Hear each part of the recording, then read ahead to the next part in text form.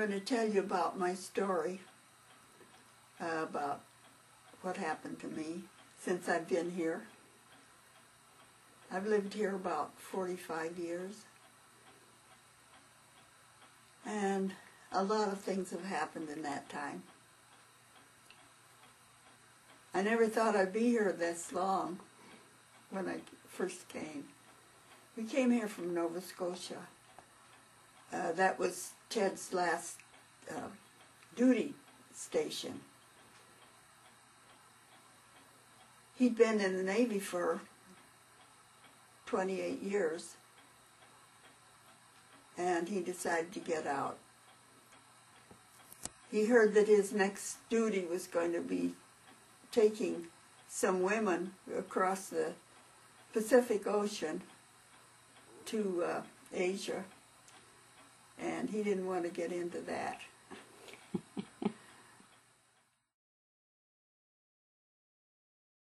We came here in 1960. This was a chicken farm, and so we thought we had to raise chickens too. And we bought chickens for the place. We had been looking for a place, and we went over to Cresswell, looked around there, and we didn't see anything we really wanted. And we came over the mountain, and our lights went out when we got up at the top of it. So that was kind of scary. But we came on down, and we took this road, this Crow Road, to Notai. And it was so pretty, and it was at night, and the stars were out, but we could hardly see them. There were clouds in the sky. But this winding road just kind of appealed to us, and we decided that we would come back the next day and look at it. And we found this place. It was for sale. It just happened. And we liked the lay of the land, the way it looks out toward the south. And it's high enough that there's no danger of a flood. And so anyway, we told them that we would buy it. We had to go to California first, take Ted's mother down there. And we were going to come here when we came back and buy the place. And that was all right with them. First thing Ted did was taste the water. And the water was good. So that's one reason that he liked this.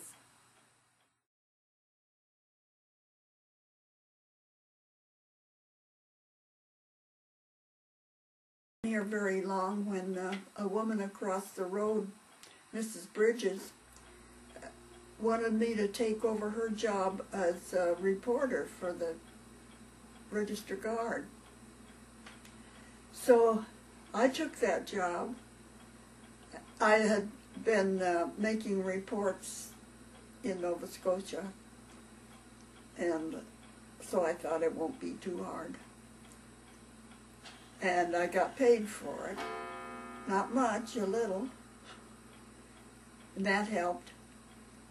I think it was by the inch.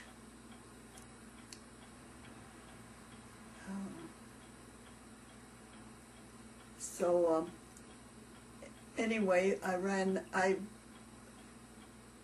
sent in news of that was going on in the community until they told me to stop. So they had another reporter that was going to do that, regular reporter. But I learned a lot from that. Mm-hmm.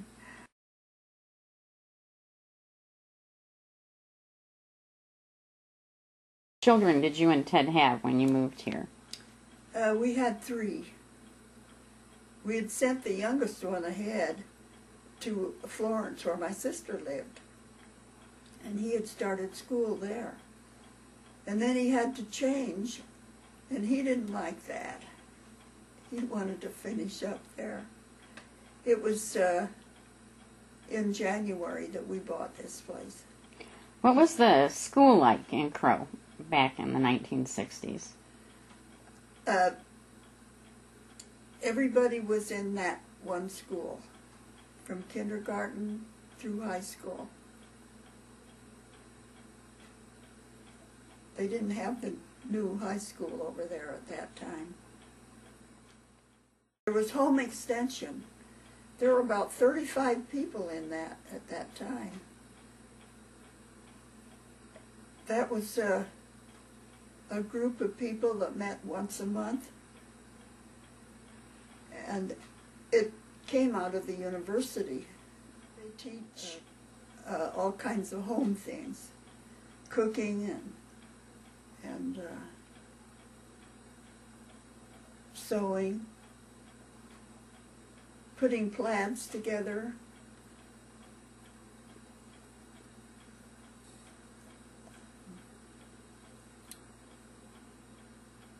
So I just fell right into that.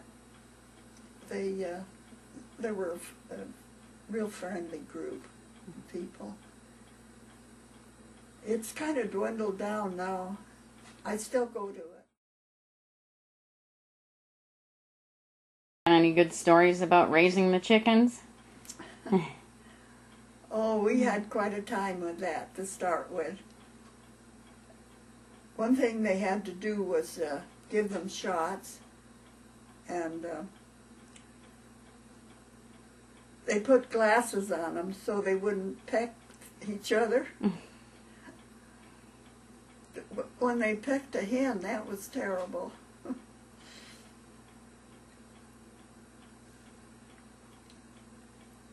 And so did you raise the chickens and sell them for the meat then, or for the eggs? For the eggs. For the eggs. And then when they got too old to lay, we'd take them down into Eugene and sell them for meat. Okay. And you raised cows for a while and milked them also, didn't you? Yes. Can you tell us about that? At one time he had 4 cows that he was milking. Every time we would go away, though, we would turn it over to Clarence Potter that lived across the road from us, and he was willing to do that. We sold the milk, fresh milk, and the cream. We got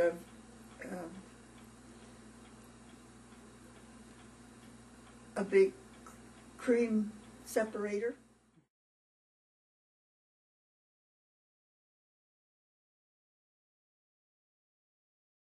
We had a fire down across the road here at Corsi's. He joined with the other volunteers, and they built a house for the people because the house had completely burned down. And that house was still there, and the people were living in it up to last summer. He joined the fire department. That was a volunteer. And they worked together real well.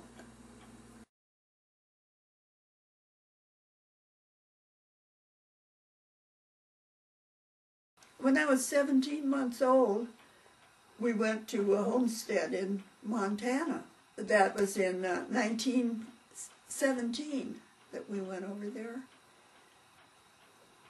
There was a lot of talk about the big money they were making on wheat. And so Papa and Mama were enthralled with that, and so we moved over there, and Papa got all the equipment that he needed, the fencing and enough lumber to build a house. We went there, and it was dry. It didn't produce anything. So he went to Lehigh, which was a mining town, and got a job there after 2 years. And we moved up there then. After a while, the coal mine shut down because the fellas went on strike.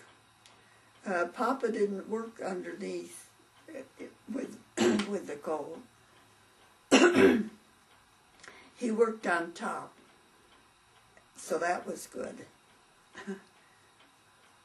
They had mules. Mm-hmm.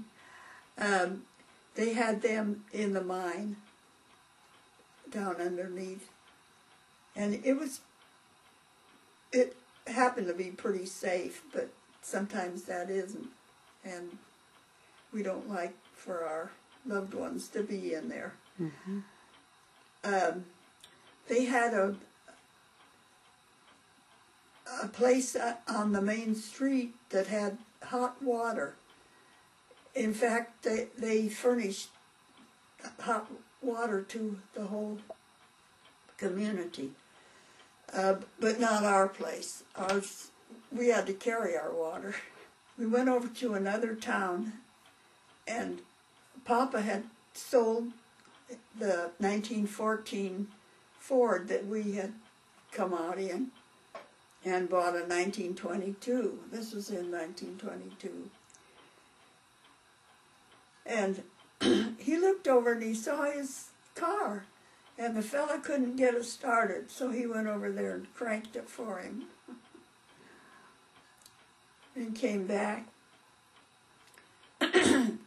Our car wasn't parked quite right, so Papa got in back of it and lifted it up and moved it a little bit. We came back in that 1922 touring car. And I remember going down this road. We followed the river, and it was dry in the summertime, and we could go in it. Anyway, we got back to Washington. I was in 2nd grade when we got there. And what city was that in Washington? In Everett. In Everett. Everett, Washington. Okay. Mm-hmm. I went to Longfellow School to start with, and then South Junior High School and high school. And I went through high school there. Mm-hmm. My mother didn't hand out money very often. It was kind of hard to get a dime out of her for a tablet. She probably thought she was generous, but that was kind of hard. But we always had food. We always had plenty of food in the house. And we had come back to our house that we had before, and it was bought and paid for. And we lived there during the whole Depression. In fact, all the family came back to the house. And I was going to high school. In the evenings, we would play cards, get the table cleared off, and play cards. And we had a good time doing that. Mm-hmm. Well, we didn't have much recreation. What we had was either free or didn't cost very much. And the New York came into the harbor, and it was anchored out about 3 miles. And so we thought that would be pretty good to take a little trip out there and see everything, see a few sailors and the Marines. So we went down and waited and got on a boat, and I forget what you call the boat. And we went out to the ship. And the first person I saw said, "Would you like me to show you around?" And we said yes. So he started showing us around the ship. And that was Ted. And he was blonde, had blue eyes. That's what I noticed. And that little sailor hat on the back of his head. And after a while I said, "You haven't been on this ship very long, have you? You didn't seem to know much about it." And he said no, that he hadn't. He had just a few months. And we looked around the ship, and then we went down below where the library was, and we sat down and wrote out our addresses so we could correspond. So that's how I got acquainted with Ted. Grew up in Arkansas and Oklahoma, Louisiana. They moved around quite a bit. Like I say, his English wasn't very good, but he didn't use any bad language. That was one thing I liked about him. He never did use bad language. Here's Ted when he was an officer in Nova Scotia.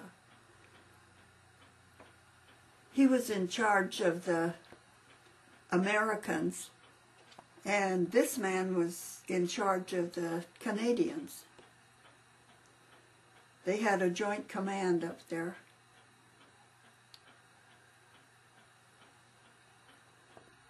That was 3 years up there. And here's a picture. This is in Houston. This was a reunion of his ship, the USS New York. He enjoyed going to that. Here's Ted. And here's Johnny. This is me. Mm-hmm. So when you first moved to Crow, can you tell me about some of the people that lived in the community that you remember? Yes. There were the Canadays, Edna and Ambrose Canaday, and they were so nice and friendly. And there was Marion Canaday. He lived across the road from them. They had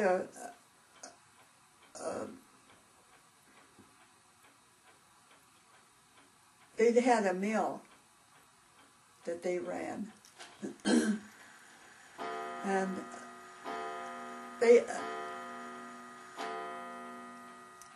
Ambrose had a store. He started a store, and I got a job as a secretary in there. And there was Ethel Bloom up at the store. She ran the local store. And she's gone now. But she got the dinners started for the elderly, those that were 55 or older. That was the government that put these dinners out at that time. Is that a program that's still going on in Crow? It's still going on, but it's run by the Grange now. Bill Bloom, he had a repair shop. His grandson has it now. Picture my mother.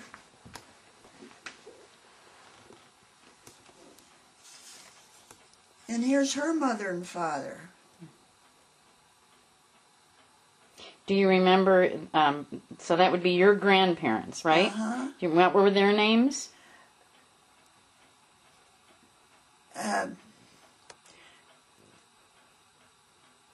his name was Gabriel Cole, and he fought in the Civil War. And he kept a record of it. He used to write every day in his diary. And I just recently sent that to my oldest son, Danny. And then this was your mother, right? This is my mother. Mm-hmm. And what's her name? Cora Cole McNeil.